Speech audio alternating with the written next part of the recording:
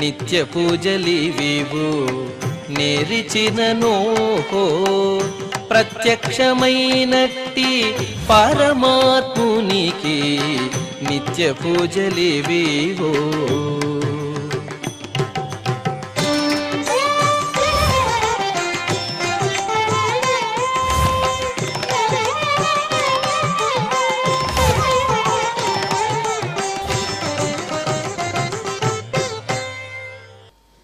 ఓం నమో వెంకటేశాయ.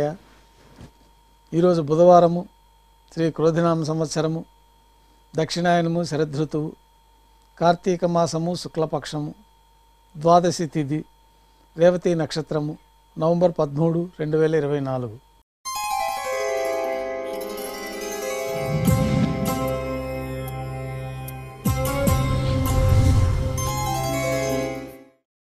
మాధ్యాహ్నిక ఆరాధనలో భాగంగా బంగారు పంచపాత్రలు శుద్ధి చేసుకొని శుద్ధ తోయాన్ని నింపుకొని స్వామివారికి ఉపచారాలు సమర్పించి తులసి దళంతో అష్టోత్తర శతనామావళితో అర్చన నిర్వహించి మాధ్యాహ్నిక నైవేద్యంలో భాగంగా అన్నప్రసాదాలు, పన్యారాలు, ఘంటానాదం మధ్య నైవేద్యంగా సమర్పించి భక్తులను సర్వదర్శనానికి అనుమతిస్తారు.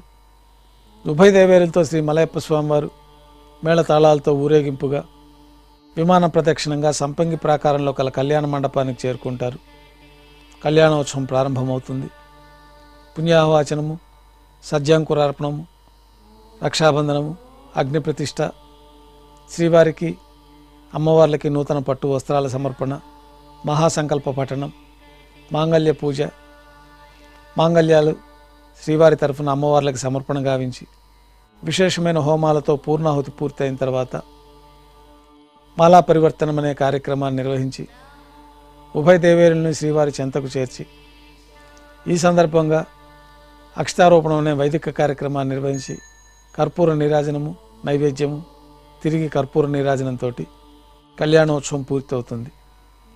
కళ్యాణోత్సవ భక్తుల దర్శనం అనంతరం ఉభయ దేవేలతో శ్రీ మలయప్ప స్వామివారు ధ్వజస్తంభం వద్ద కల అద్దాల మండపానికి చేరుకుంటారు. వేదపారాయణ నడుమ అద్దాల మండపంలో ఊంజల్ సేవ నిర్వహించి కర్పూర నీరాజన సమర్పణతోటి ఊంజల్ సేవ పూర్తవుతుంది. శ్రీదేవి భూదేవి సమేతంగా శ్రీ మలయప్ప స్వామివారు బంగారు తిరిచిపైన వేంచేస్తారు. ఆర్జిత బ్రహ్మోత్సవంలో భాగంగా వైభవోత్సవ మండపానికి చేరుకుంటారు. ఆర్జిత బ్రహ్మోత్సవంలో భాగంగా స్వర్ణ గరుడ వాహనంపైన శ్రీ మలయప్ప స్వామివారు వేంచేస్తారు. కర్పూర నీరాజనంతో స్వర్ణ గరుడ వాహన సేవ పూర్తవుతుంది. హనుమంత వాహనంపైన శ్రీ మలయప్ప స్వామివారు వేంచేస్తారు. కర్పూర నీరాజనంతో హనుమంత వాహన సేవ పూర్తి అవుతుంది. పెద్ద శేషవాహనంపైన శ్రీ మలయప్ప స్వామివారు వేంచేస్తారు. కర్పూర నీరాజనంతో పెద్ద శేషవాహన సేవ పూర్తి అవుతుంది. ఉభయ దేవేలతో కలిపి శ్రీ మలయప్ప స్వామివారికి బంగారు తిరుచిలో కర్పూర నీరాజన సమర్పణతోటి ఆర్జిత బ్రహ్మోత్సవం పూర్తి అవుతుంది. సాయం సంధ్య వేళలో 1000 దీపాలతో అలంకరించబడి ఉన్న సహస్ర దీపాలంకరణ సేవ మండపానికి ఉభయ దేవేలతో శ్రీ మలయప్ప స్వామివారు చేరుకుంటారు. వేదం, గానం, నాదం నడుమ సహస్ర దీపాలంకరణ సేవ జరిపి నక్షత్ర నీరాజనము, కర్పూర నీరాజనంతో దీపాలంకరణ సేవ పూర్తి అవుతుంది. బంగారు తిరిచిపోయిన 4 తిరువీధులు ఉత్సవం జరుపుకొని భక్తులను అనుగ్రహించి శ్రీ మలయప్ప స్వామివారి ఆలయానికి చేరుకుంటారు. ఆలయంలో ఆస్థానం పూర్తయిన తర్వాత గర్భాలయంలో వేంచేస్తారు. వెంటనే రాత్రి తోమాల సేవ ప్రారంభమవుతుంది. ఉదయం సమర్పించిన పుష్పమాలికలు సల్లింపు చేసుకొని గర్భాలయాన్ని శుద్ధి చేసుకొని బంగారు పంచపాత్రలో శుద్ధ జలాన్ని నింపుకొని శ్రీ వైకానస భగవత్ శాస్త్రోక్తమైన ఉపచారాలు స్వామివారికి సమర్పించి కొత్త పుష్పమాలికలతో మూలమూర్తికి, ఉత్సవమూర్తులకి అలంకరణ జరిపి చతుర్వేద మంత్రాలతో మంత్రపుష్పాన్ని సమర్పించి నక్షత్ర నీరాజనము, కర్పూర నీరాజనంతో రాత్రి తోమాల సేవ పూర్తి అవుతుంది. తులసి దళములతో అష్టోత్తర శతనామావళితో అర్చన జరుగుతుంది. రాత్రి నైవేద్యంలో భాగంగా అన్నప్రసాదాలు, పన్యారాలు, దోస, ఘంటానాదం మధ్య నైవేద్యంగా సమర్పించి తిరువీస నైవేద్యం పూర్తయిన తర్వాత భక్తులను సర్వదర్శనానికి అనుమతిస్తారు.